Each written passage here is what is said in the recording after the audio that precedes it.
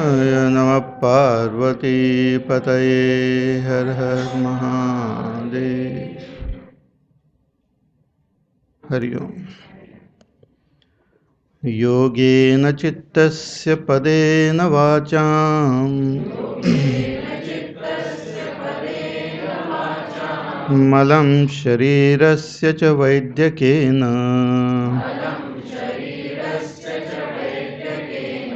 योपाकरोत्तं प्रवरं मुनीनां पतञ्जलिं प्राञ्जलिरानतोऽस्मि।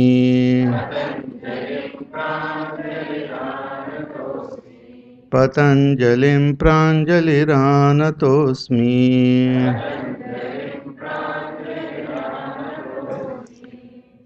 अथ योगानुशासनम्। योगश्चित्तवृत्तिनिरोधः तदा द्रष्टुः स्वरूपेवस्थानम् वृत्तिसारूप्यमितरत्र वृत्तयः पञ्चतयः क्लिष्टाक्लिष्टाः प्रमाणविपर्ययविकल्पनिद्रास्मृतयः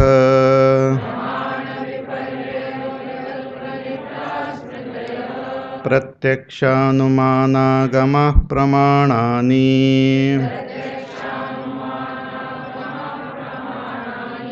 विपर्ययो मिथ्याज्ञानमतद्रूपप्रतिष्ठम्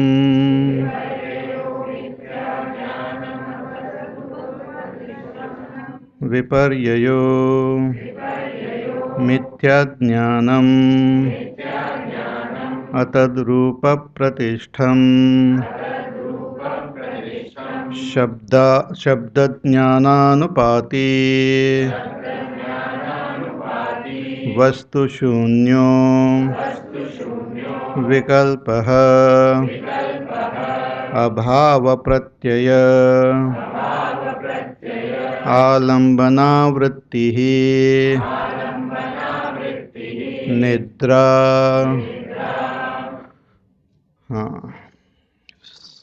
So the text begin by saying that we'll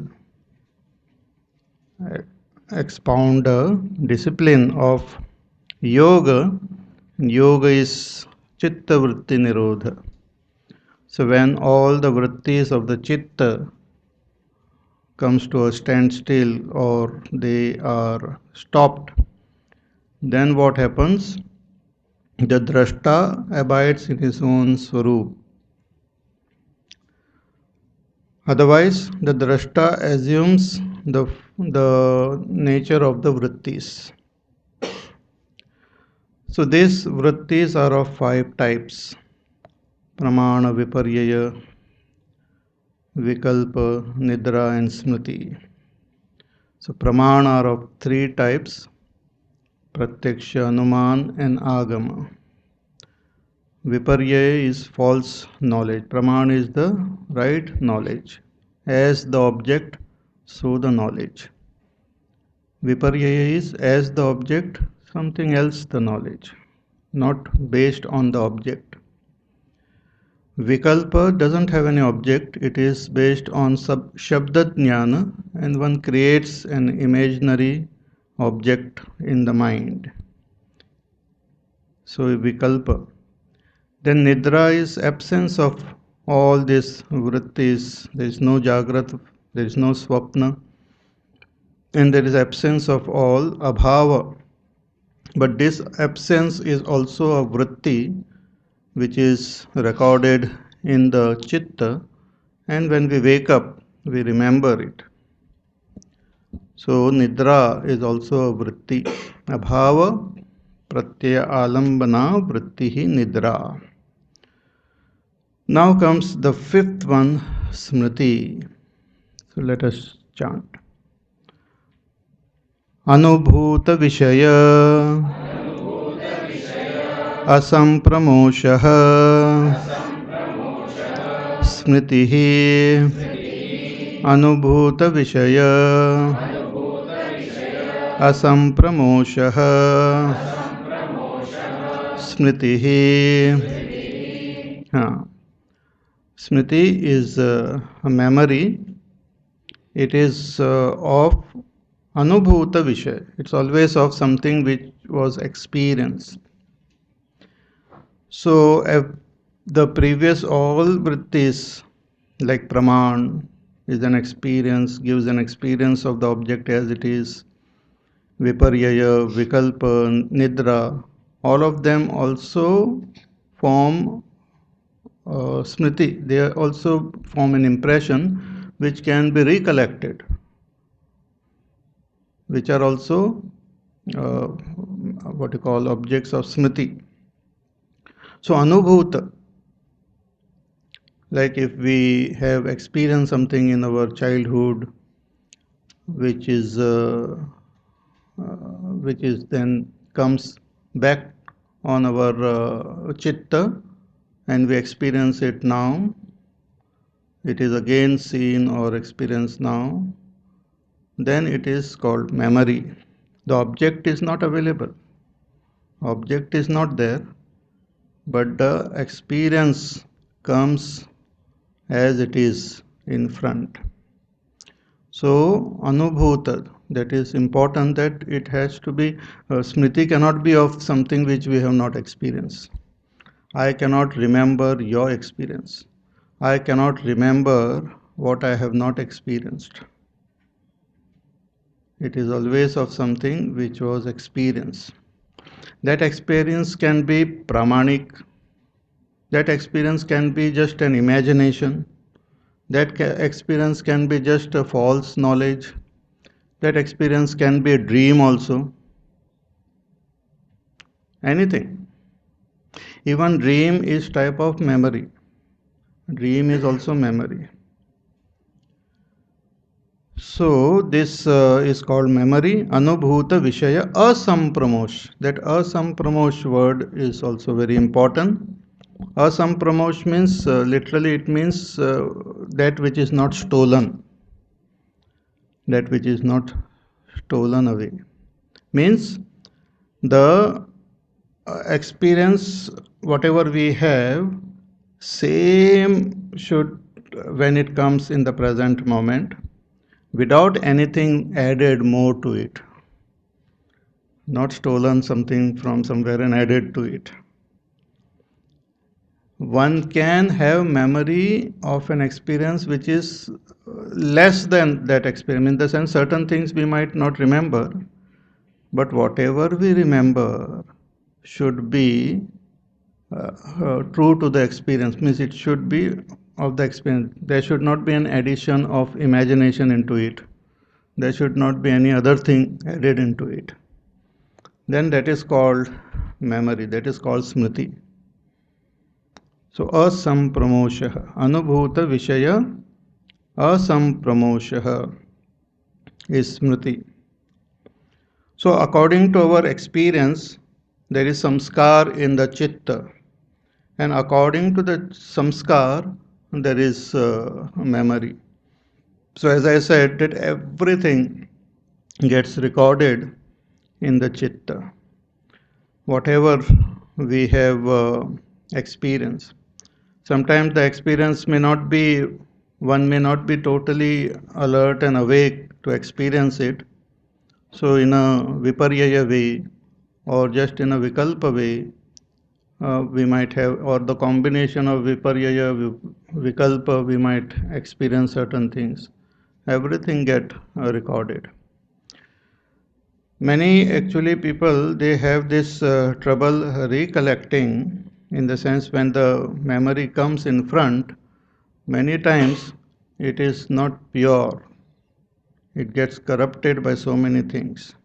Therefore, even in law, when we have a witness who remembers something and tells, one cannot fully rely on that person. That person may believe that what I am saying is very true, and I'm just remembering that this happened. But sometimes his memory gets mixed up with later on things also. He reads something in the newspaper, he watches some program on television, some debating on that incident. Those things get colored. In the debate, they said white car had come there. He had never seen that car. And newspaper also said white car ambassador was hanging around when that incident happened. So this fellow then imagines that he is remembering that such thing happened. He says, I saw white car was there. And he feels that it is also the same. But it is the mixing up of memories or adding vikalpa to those memories. So that is not called the pure smriti. Smriti, to be pure, should be exactly the same impression which was formed when the experience happened. Same impression comes in the present moment. Again, this smriti is such that it is not fully under our control. Certain things just keep coming into our memory. Sometimes things of the past just drops in to say hello to us. Sometimes certain things we try to remember with all our force, but it doesn't come. Sometimes it comes after the incident is over.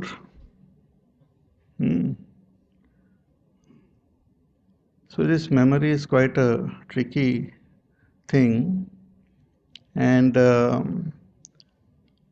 it has got its own importance if it is used properly. So these are the 5 types of vrittis. In our scriptures, they give sadhanas by which we can utilize all these 5 types of vrittis to walk towards our goal.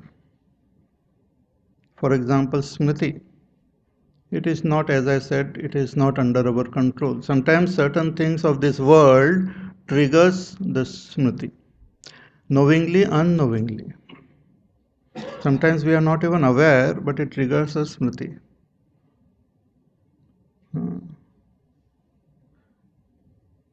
Like in certain advertisement and all, they, without us consciously knowing, they flash some image in front of us, which can be visible for fraction of a second. So consciously we are not aware of it, but it flashes, it gets recorded, it can trigger certain memory. So memories get triggered by the world around us. Memories can get triggered by other strong samskars within. And depending on those memories, then the other thought process also begins. So there are the scriptures which tells us to use the memory in a positive way. Like most of the Mahatmas and the scriptures tell us that you practice remembering something good. Because when we continuously practice, the memory comes under our control. Namasmaran. Bhagwan in Gita says that Mam Anusmara Yudhyacha. Constantly you remember me and fight this war. Or constantly take Bhagwan's name. So that is all memory which becomes helpful for our sadhana. We have to train, we have to do abhyas of purifying our memory. of making the right type of memory come in front of us. Some people have the thing that only negative memory keeps coming and they always feel sad. Therefore, it is said that secret of, somebody said jokingly, the secret of happiness is bad memory. Mm. So these 5 types of vrittis are there, smriti. Then even nidra can be effectively used to give rest to our system so that we become fresh to do our sadhana. Even vikalpa can be utilized in a positive way. Imagining in a positive way so that it also helps us to move towards our goal. So all these vrittis are there and they have to be ultimately stopped. Niruddha. So yoga chitta vritti nirodha. All the vrittis have to be stopped. It might appear to be an impossible task for a layman when one hears this. It might appear that this is something impossible. But the way the whole thing is understood in depth and analyzed, the rishis not only tells us the goal, but also gives a systematic method of doing it. It's not just a philosophy where one says that this is the solution, but that solution is impossible. Like sometimes it is said, if you have some disease, you can put this juice of this flower. Which flower? Flower of the tree which happens on the cloud. There are no trees on the cloud, so no flowers will be there. So nothing, no juice can be removed from there. So this is not so. So these 5 types of vrittis which are mentioned here, they can be completely stopped. And when those vrittis stop at a very deep level in our chitta, when the chitta stops fluctuating, when there is no vrittis in the chitta, the drashta gets established in its own swarup. So how can we stop these vrittis? What is the method? That is now said in the following sutras. अभ्यास वैराग्याभ्याम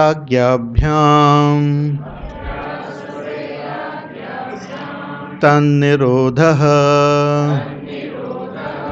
अभ्यास वैराग्याभ्याम तन्निरोधः. This twofold method is given. This twofold method go together, hand in hand. Right from the beginning to the end, they are there. In Bhagavad Gita also, Bhagavan mentions this twofold method. When Arjuna asked Bhagavan that it's very difficult to control the mind, he said, Abhyasena tu kaunteya vairagyena cha grihyate. That one can quieten the mind through abhyas and vairagya. In 6th chapter, actually, we can compare a lot of these verses with this Yoga Sutra. Bhagavan even says that Atma Sanstam Manakritva na kinchidapi chintayet. Then you don't think. Abide, when the attention is on that Supreme, then don't allow any thoughts to come. So this Abhyas and Vairagya is mentioned as the method by which we can quieten. First we can create that single pointedness of our vrittis, and then we can attain that niruddha avastha. So abhyas literally it means practice. Something which is repeated again and again is called abhyas. Practice. Even in the world we know practice makes a person perfect. So something which is repeated is called abhyas. And Vairagya is dispassion towards the world of objects, pleasures of this world and other world. No raga, no dvesha. So this abhyas and vairagya are like two wings of this bird of sadhana, which takes off to attain the goal. So both these wings are important. Because our chitta, lot of these vrittis are formed because of our abhyas also, faulty abhyas. One is that most of our samskars which are there are repetition of our activities due to whatever ignorance we have, keep repeating, and they have formed strong impressions within. Then our attachment or attraction towards the world of objects for pleasures also keep the vrittis going. So the interest of the drashta to enjoy the world and then constant repetition of these experiences keep creating these vrittis non-stop. And also the past so many vrittis are impressions are there. So to tackle them, this is a twofold sadhana, abhyas and vairagya. In the next chapter, the Rishi talks about this eightfold path: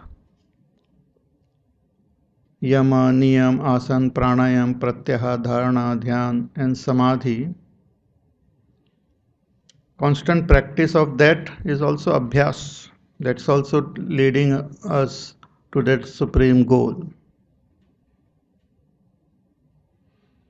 But here in this chapter, he will talk about some other subtler path which will help us to, which one has to practice. So abhyas and vairagya together, when it is there, one will attain that chitta vritti nirodha. So what is abhyas is explained first, and what is vairagya will also be explained. So let us go to the next verse, next sutra. Tatra stitau yatno abhyasah tatra stitau yatno abhyasah tatra stitau. Tatra means in that niruddha avastha of the chitta, which is the ultimate goal to be attained through our sadhana, or ekagra avastha of the chitta. Towards those goal, first stage is that we attain that ekagra avastha of the chitta, and then we attain the niruddha avastha. So towards this goal, when we put forth effort, prayatna, yatna, when we put forth effort, then that is called abhyas. Tatra stitau yatnaha abhyasaha. When we do this practice, our goal should be very clear in our head. In Bhagavad Gita, Bhagavan says, senseless abhyas is no good. In fact, senseless abhyas is dangerous also because it creates strong impressions of senseless things. And that is what is there in our chitta. A lot of abhyas is there of useless stuff. To come out of them, to get rid of them becomes more difficult. They are like addiction. Addictions are also abhyas only. So you continuously do something which is not proper, which will not take us to our goal, but it creates stronger and stronger impressions. So abhyas, we should know what is our goal. So the goal is indicated here, ki tatra, in that means in that niruddha avastha, sthitau, to abide, to make the chitta abide in the niruddha avastha is the goal. Towards that, to put forth effort, because our natural inclination, depending on our samskar, will be to go and indulge in something away from our goal. So one has to put forth effort again and again and again. It's like an animal, like here cows and all. If you release them, they have the habit of going and grazing in some other field, and the neighbor's field. Neighbor keeps on shouting. So again and again you have to bring that cow back. Maybe give some other grass and all in your own field. So slowly and steadily the cow gets used to it and remains there. Similarly, when one does this abhyas continuously with effort, then one gains that state of ekagrata or niruddha avastha. So as I said, the yam, niyam, asan, pranayam, which will be mentioned later on, also is abhyas. So constantly practicing yama, niyama, asan, pranayam, pratyahar, but with this goal in mind. If one practices to reduce BP or to overcome diabetes and all, then that is a different story. Then you are not aware of the goal. Then it is not called yoga abhyas. It can be called bhoga abhyas if you want, but not yoga abhyas. Yoga abhyas is when the goal is clearly kept in mind and we do the sadhana. So tatra sthito yatnaha abhyasaha. So with full faith and with full willpower, one should do this abhyas. One may say that, oh, I am doing this abhyas, but nothing seems to be happening. So how that abhyas becomes firm or steady, that is now said in the next sutra. So how one should do that abhyas is being said. Satu dirghakala nairantarya satkara sevito dृढ़भूमिः सतु दीर्घकाल नैरन्तर्य सत्कारा सेवितो दृढ़भूमिः हाँ स अभ्यासः that abhyas to but means when one says that it doesn't happen, but it should be done this way, then one gains that full abidance in that abhyas. It should be done in this way. How? Dirghakala. Abhyas to be effective should be for a long time. Dirghakala. This also depends on the sadhak. If a sadhak has done lot of abhyas and the mind is ready, the chitta is ready, then even in a short time one can gain abidance in the goal. But if one has never done this abhyas, then it might take a longer time. Even in a classroom, let us say somebody is teaching dance. So 10 students come from different areas and the teacher teaches. One or two of students pick up the thing very quickly. Others you break your head, break your leg, break their leg, nothing happens. Sometimes this abhyas, even of the past life, we carry forward. There are some people just by birth they're expert in certain things. They do it for short time and they pick it up. Some others cannot pick up even after doing abhyas for a long time. So depending on our own spiritual evolution and the quality of our chitta, that dirgha kal can be 1 or 2 years or can be 10 years, 20 years, 25 years, 50 years. So depending on or maybe full lifetime or maybe many lifetimes. In Bhagavad Gita, Bhagavan says that after many lifetimes, one gains this abidance in the self. So, but how one will know? Only by practicing. We ourselves will know where we stand. That is the beauty. So, Satu Dirgha Kala. Then another important factor in Abhyas is Nairantaryena, without a break.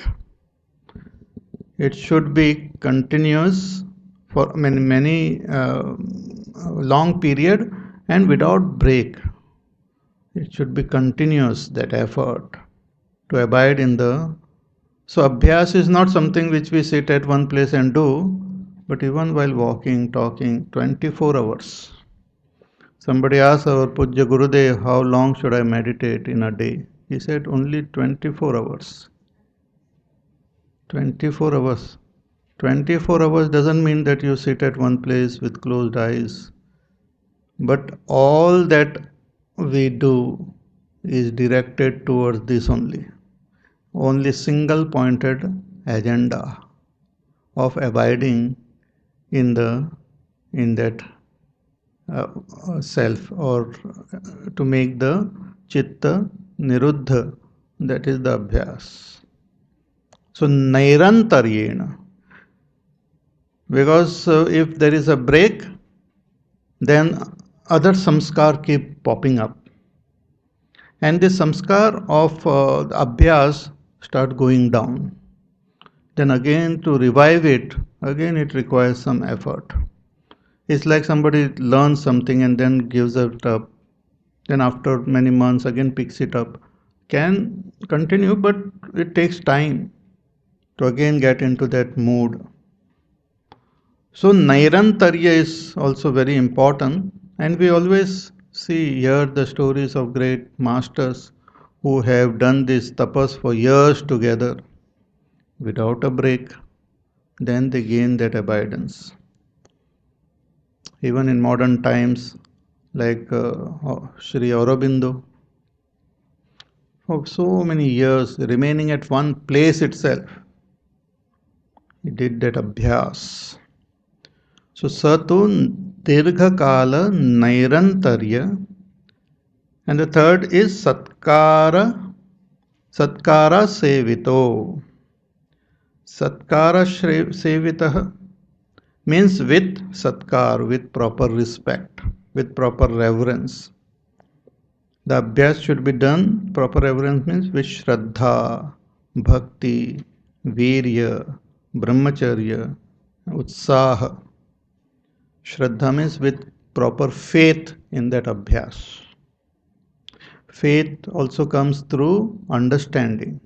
When we have understood it properly with our intellect, we develop good faith in that. Then faith also comes through practice. As we practice, we develop more and more faith. But with faith, one should do that. Then with bhakti, with love. Then with proper effort, not loose effort, but proper effort. With total focus and with enthusiasm. In Gita, Bhagavan says, Anirvinnena chetasa, that you practice without getting bored, without feeling tired, without losing your enthusiasm. You practice. Then it is that abidance will happen. So dirgha kala nairantarya satkara sevito dhrudha bhumihi. Then one gains firmness in abhyas. Then the abhyas will start showing results. Till we gain this dhrudha bhumi, abhyas may not show very visible result. But as one gains this dhrudha bhumi, the abhyas will start showing results. So satu dirgha kala nairantarya satkara sevito dhrudha bhumihi.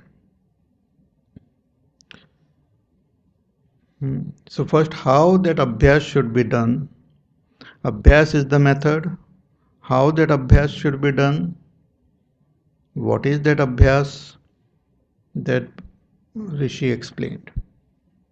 Then he will explain Vairagya also. And then he will explain that abhyas.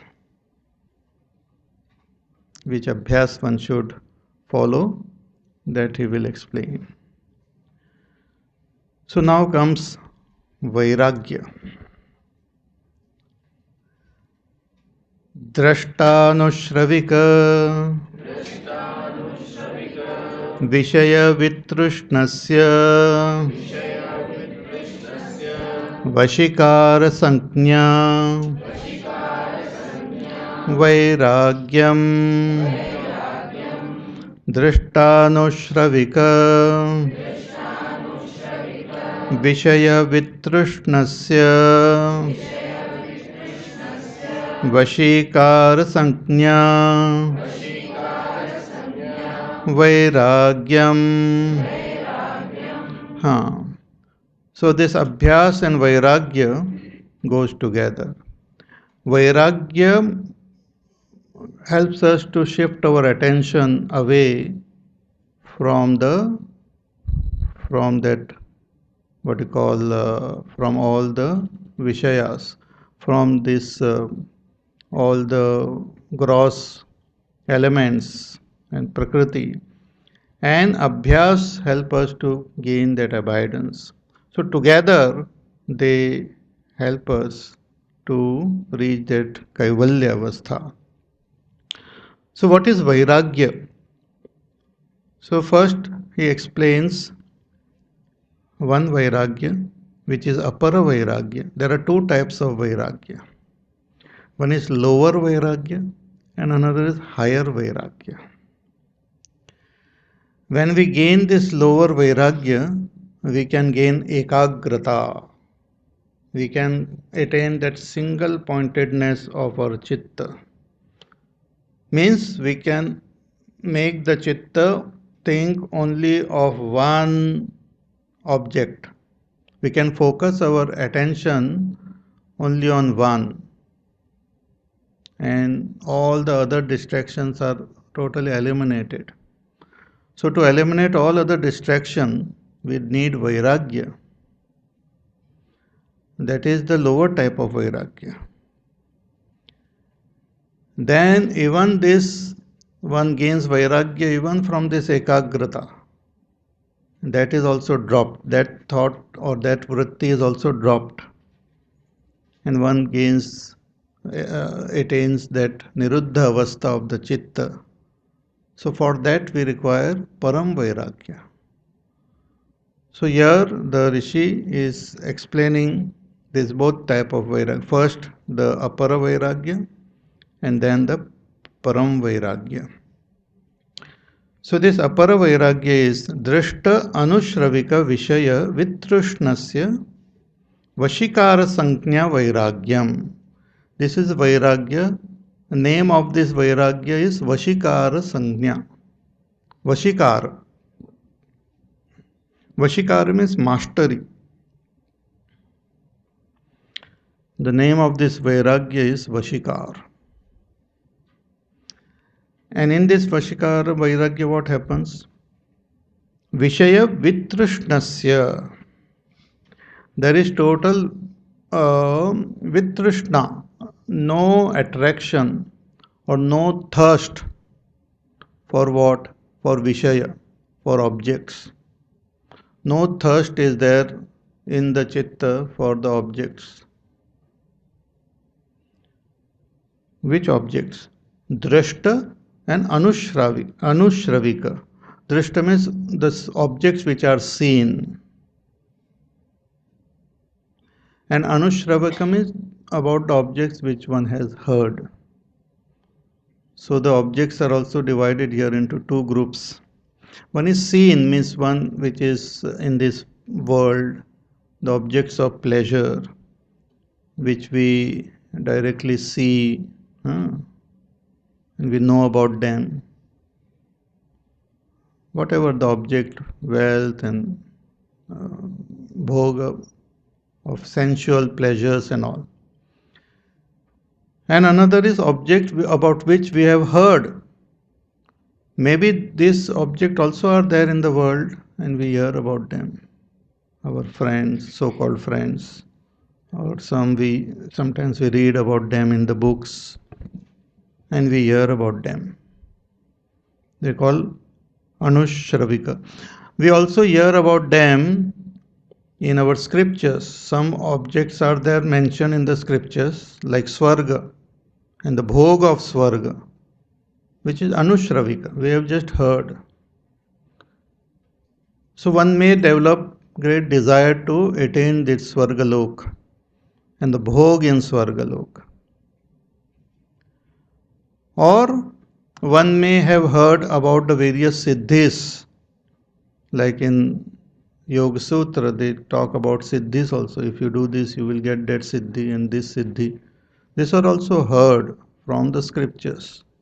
And one may have attraction towards this siddhis. Or one may have this, what you call, seen. Not only what we have seen, see in the world outside, but also one may have attraction for something which is seen within. At a subtler level, we experience the tanmatras and we may develop attachment to them. Or further, if we go within, we might develop attachment to the subtler level of our own being, which we will be studying further. So, there also one may develop attachment. That's also seen, something which I am experiencing and I want to settle there only.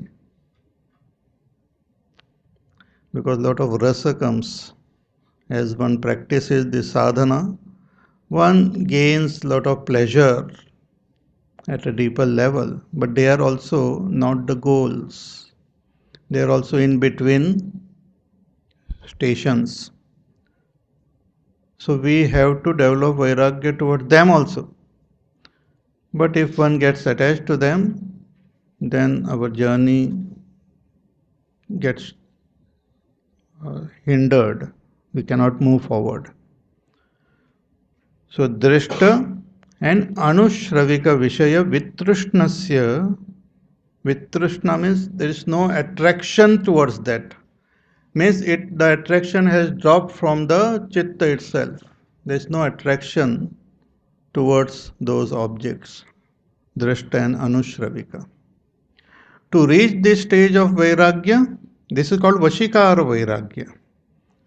To reach this stage of vairagya, which is, there are previous levels of vairagya also in this, which are not mentioned here, which is like yataman, vatirek, and ekendriya. Then comes this vashikara. So there is in the beginning yataman vairagya. Then there is a second stage, higher stage, that is called Vatirek Vairagya. Then a higher stage comes Ekendriya Vairagya. And the last stage is this Vashikara Vairagya, which is mentioned here in this sutra. So therefore the Rishi, Patanjali Rishi mentions it by name Vashikara, which means the previous three are not really Vairagya. They are just warming up towards this. So what are they? Yataman, Vairagya, is when one, see what is opposite of Vairagya? Raga Dvesha.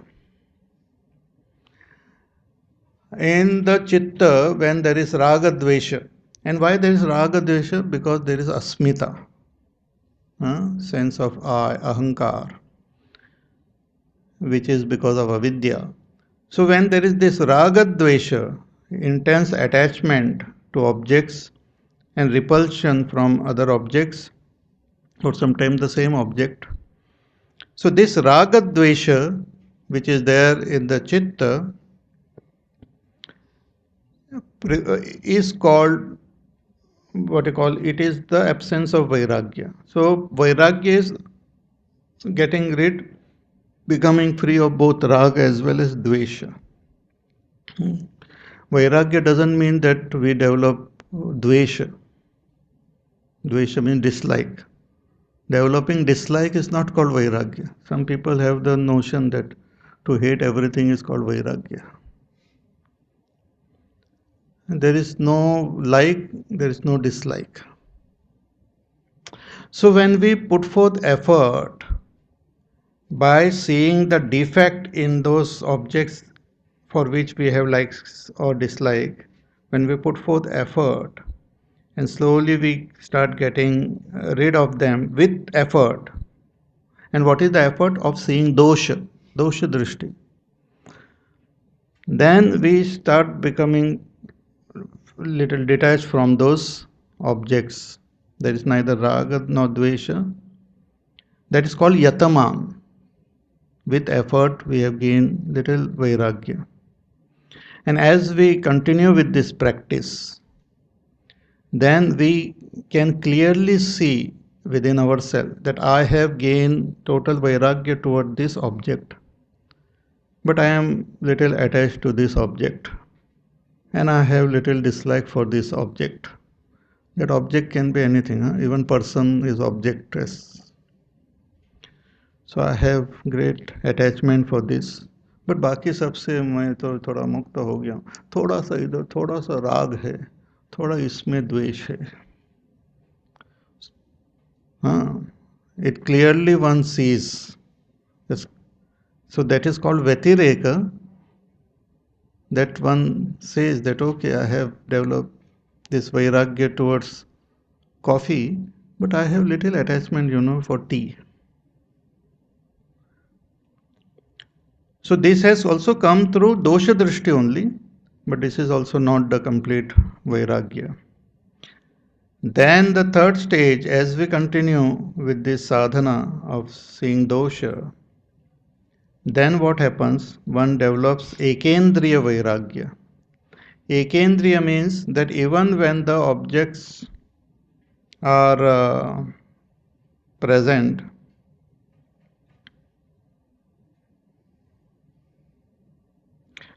that we can prevent the senses from going into those objects. Gulab jamun is there, kept in front. I am just giving example, because when I give some example, people keep giving me those. कुछ तो example देना है. Maybe next time I should give example of diamonds and all. Gulab jamun सस्ता है, जाके बाजार से खरीद लो, दे दो. But it is better example actually than diamonds. So if gulab jamun is kept in front of you, you can prevent the senses from indulging in them. That is called Ekendriya Vairagya. But the mind is still craving for them. The mind is still craving, but you have attained that much height in Vairagya that you can tell the senses, Baba, usko chuna nahi. That's also a high stage. In the previous stage, Yataman, Vyatirek, Yataman में तो effort लगाना पड़ता है. Vyatirek में some objects you have gained little raga and freedom from rag dvesh, but still. But here one has gained vairagya from all objects, in the sense the senses can be stopped from going towards object. That much mastery one has gained. But the mind is still craving for them. The desire, the attachment for them or the repulsion for them has not got eliminated from the mind, from the chitta. That is called Ekendriya Vairagya. But when this attraction toward this object gets eliminated even from the chitta, not only that one can stop the senses from going toward those objects, but even the chitta is not interested in them. That is called Vashikara, which the Rishi is mentioning in this sutra. So this Vashikara Vairagya, if it comes, then Ekagrata is possible. We can concentrate on one if we have Vairagya. Many times people say, oh, I can't concentrate on this. Lack of Vairagya. Nothing more. In that also, selective light. If you have to count money and all, full concentration is there. थोड़ा भी इधर उधर ध्यान नहीं जाता है. But if you want to read some Yoga Sutra, even one page, निद्रावस्था में चले जाता है. Or get distracted. So Vashikara Sankhya Vairagyam, if it is there, then, and along with Abhyas, one can progress in our sadhana and reach till Sampradnya Samadhi, which will be explained further what is Sampradnya Samadhi. But with this Abhyas and with Vairagya, Vashikara Sankhya Vairagyam, one can attain Sampradnya Samadhi without any much problem. It's all mathematics. It is all science. It's like you send a satellite from Earth on Mars. You just have to calculate and understand the whole thing properly. Calculate, make the material according to the scientific laws. The object will go and exactly land on Mars, like they have done now. Exactly to the point where they want it to land, without banging on Mars, but smooth landing. That's the most amazing thing in recent time which science has achieved. How? Through calculation, because everything follows laws. If the physical outer object follows law, all these are just this physically just outer expression of the same Prakriti. So inner world also follow precise laws. If you want to, let us say, make lassi, take some water और उसको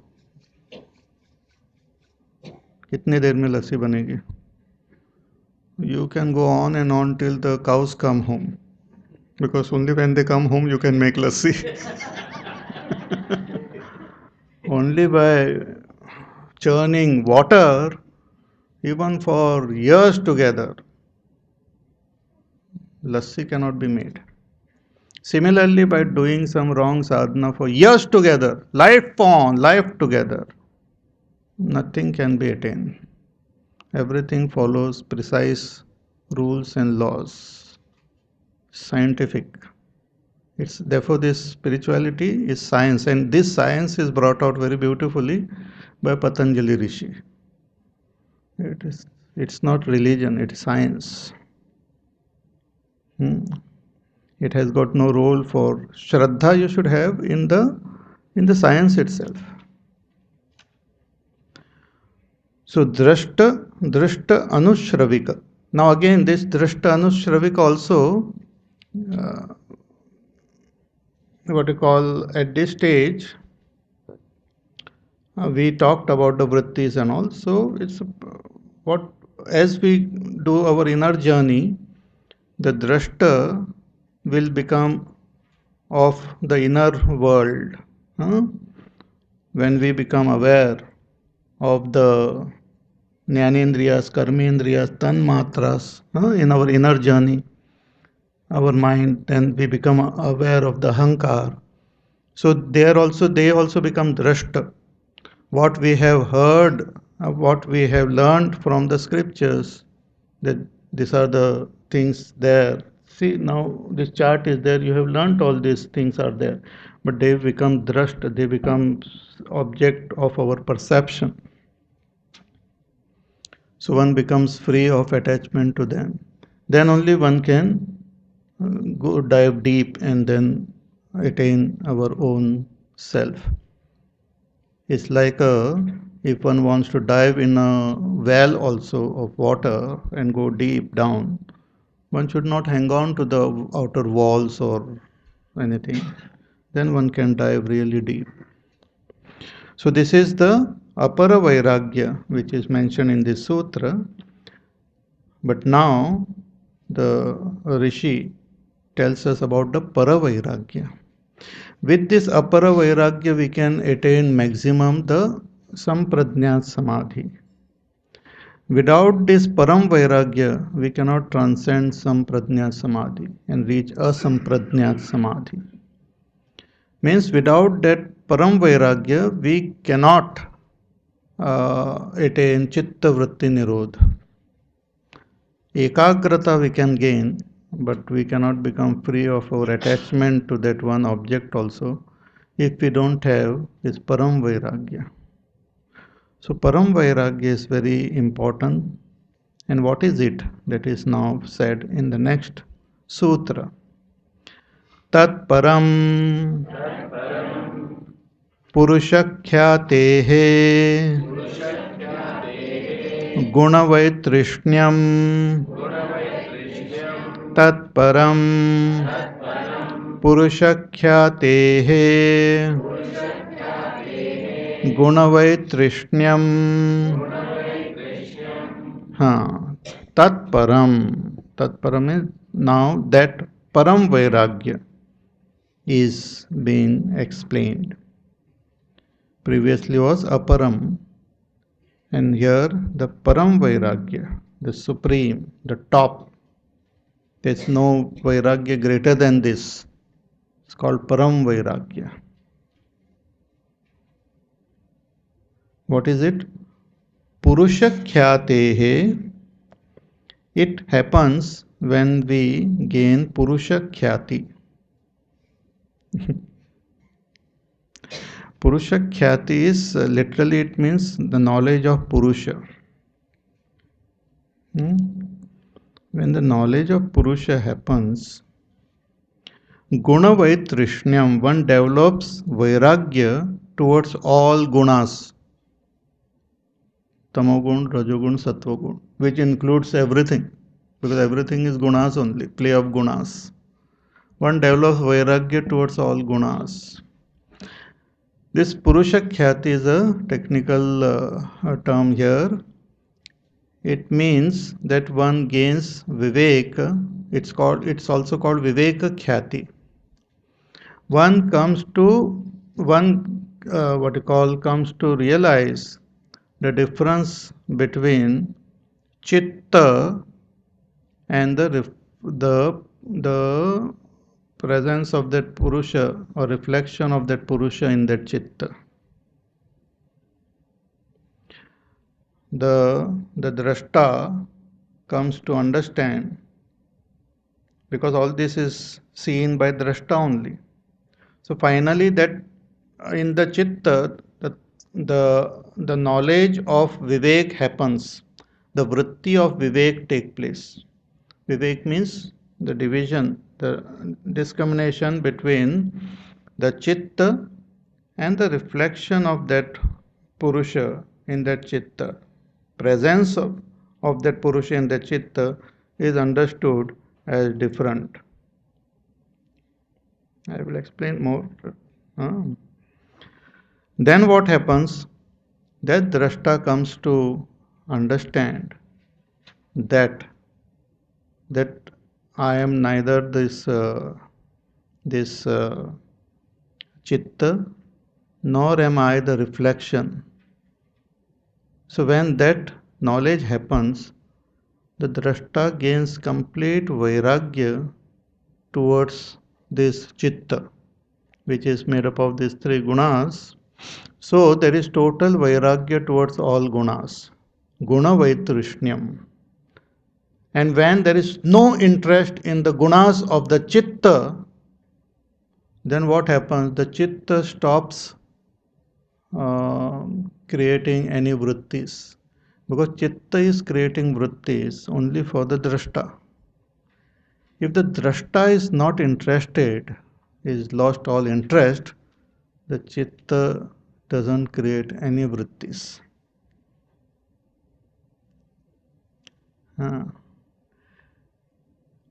It's like somebody is dancing for you, but you lose interest.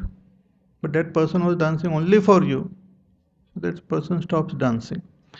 Prakriti is dancing for Purusha. Purusha means the presence of Purusha in Prakriti. See, this reflection also has to be understood. First of all, we have to understand that Purusha is that supreme reality which is present, which is existing, which is all the time there. And the Prakriti is the expression of Prakriti as all these tattvas are experience. So even in the presence of all these tattvas, right from Mahat to Ahankar, Tanmatras, Mana and all those, there is the presence of Purusha is there. But a complete proper reflection of the Purusha or the presence of Purusha is completely seen or as though present in the pure Mahat Tattva, in pure Sattva Gun.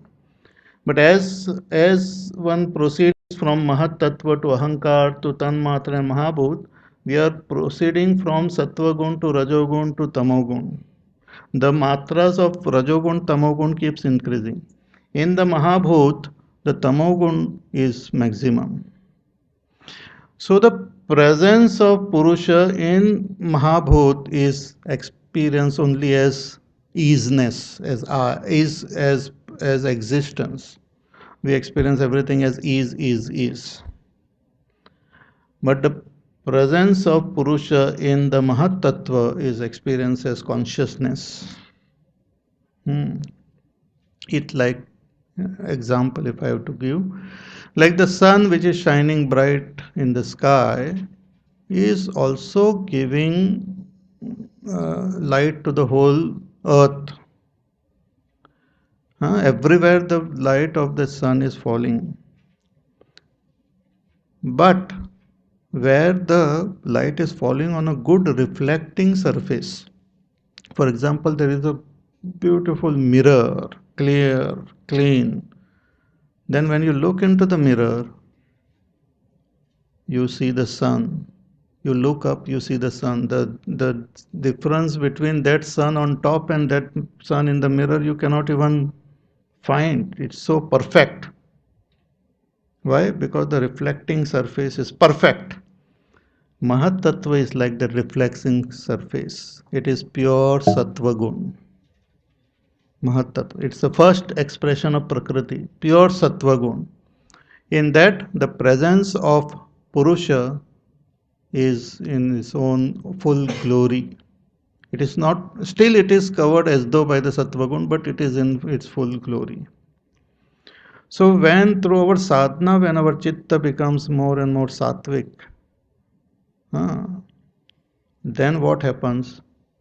The difference between the reflecting surface, that is the Mahatattva or Chitta, and that which is reflected becomes clear, and the Chitta stops fluctuating.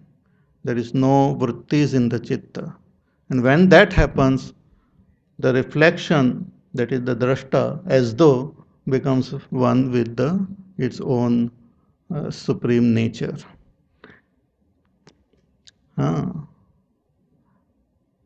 So when the chitta becomes completely still, I, the drashta, I am the Purusha, but at present I am the drashta because of my association with the chitta.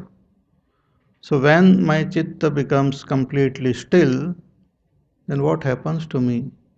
There is nothing for me to see in front because chitta has stopped fluctuating. The expressions of chitta has also stopped. So what happens to me? I abide in my own self. That's called tada drashtuhu swarupe avasthanam. Then the drashta abides in his own self. And this is a thing which is given to us by the rishis, and this is something which one has to experience then. So one need not keep on arguing about it. It is the topmost secret of the state of enlightenment is revealed here by rishis who have themselves gone through this. So when the chitta completely stops with param vairagya, then the drashta abides in his own self. Tada drashtuhu swarupe avasthanam. Otherwise, the drashta is present. So I am the Purusha only who is present, experiencing now the Prakriti as the drashta of the. You are seeing the world now. So you, the seer, is that Purusha only, who is reflected in the Mahat, which is the Chitta, and looking at this world. So I look at the gross physical world, that is Mahabhut, but when I meditate, I can look at Tanmatras also. If I further focus, I can look at Ahankar. Then I go back, I can look at Mahat. And Mahat also then becomes completely still, and I abide in my own self. This Prakriti no longer troubles. It is there and it is not there also. So at the stage where we are experiencing the world, we infer the presence of Prakriti. Prakriti is called what you call anumeya, means it is just inferred. Karyanumeya. In Vivek Chudamani, Shankaracharya calls it Karyanumeya. It is inferred from the effect. It is inferred from the effect, but it is by itself cannot be experienced. It is just an inference. Prakriti is an inference. It is not experienced by anyone. It is just an inference by seeing the effect. And when the chitta vritti stops, the effect also comes to an end, and the drashta abides in his self. So there is no such thing called Prakriti, and that is called the Kaivalya Avastha. So it is there and it is not there also, the Prakriti. Therefore, it is said that it is and it is not sannapya sanna ubhayatmikano.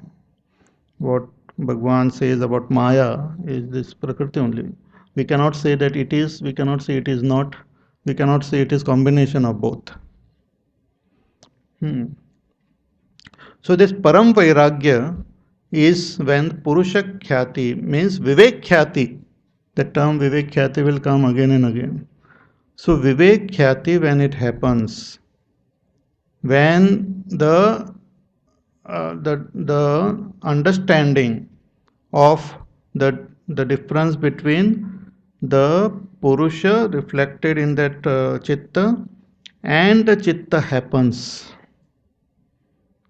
See, we also cannot gain the direct experience of Purusha. Purusha is not Pratyaksha. Purusha cannot be seen Pratyaksha.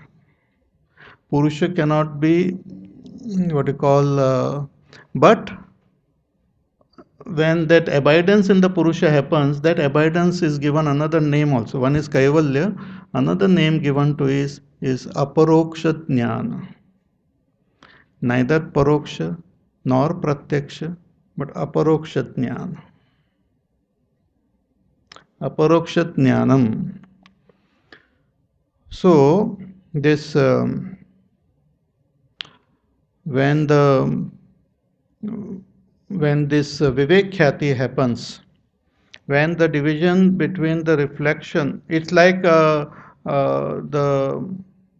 one is one has become the drashta and keep on looking at and getting involved in the world, but when one comes to realize that the chitta is different and the reflection of this consciousness is different, and I am assuming myself to be this, but I am really that. Even Purusha is inferred by that drashta that I am that Purusha. He infers the Purusha and then gains aparoksha jnana of that Purusha. So at that stage, one infers that I am really that Purusha. Not only infers, but also comes to know about it through scriptures.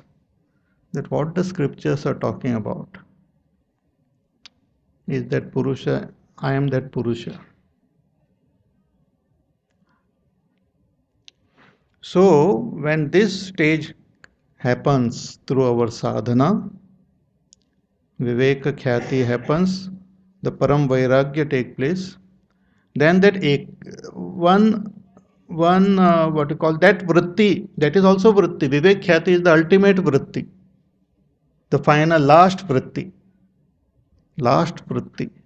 which gets dropped. So when it is said in the second verse or second sutra that yogas chitta vritti nirodha, there the singular vritti term was used.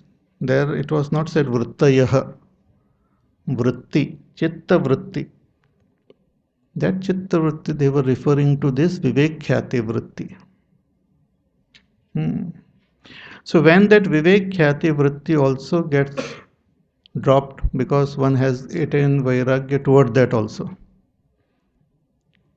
then the chitta becomes absolutely niruddha. And in that niruddha avastha of the chitta, the drashta gains abidance in his own self and that chitta also dissolves. It's like the when the sun rises, the fog just disappears. So chitta just disappears along with everything, and only the Purusha alone remains, abiding in his own nature. So that is the final stage called the Kaivalya Avastha.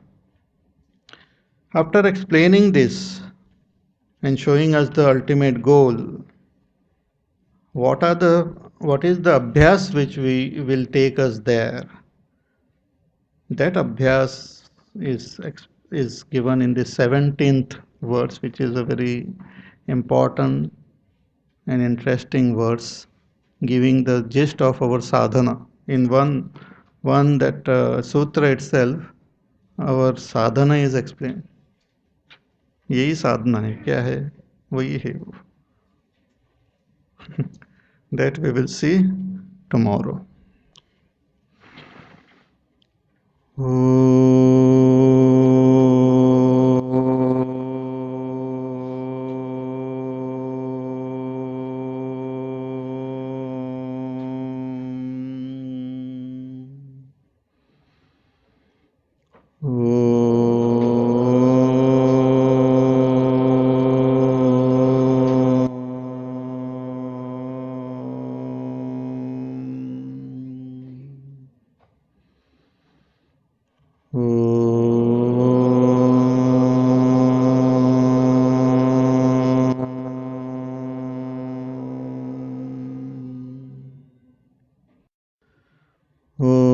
पूर्णमदः पूर्णमिदं पूर्णात् पूर्णमुदच्यते पूर्णस्य पूर्णमादाय पूर्णमेवावशिष्यते